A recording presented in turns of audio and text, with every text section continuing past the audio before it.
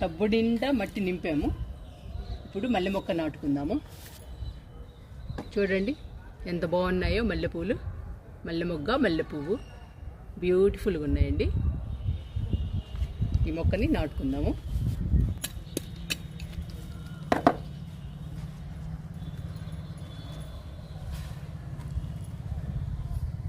చూసారా వేళ్ళు వచ్చేసాయి బయటికి. ఇప్పుడు నాటుకోవాలి. ఇప్పుడు నాటుకుంటే బాగా నాటుకుంటుందండి మొక్క.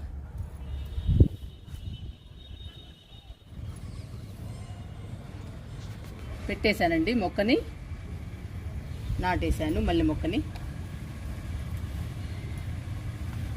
ఇంకా బాగా పెరుగుతుందండి మల్లె మొక్క.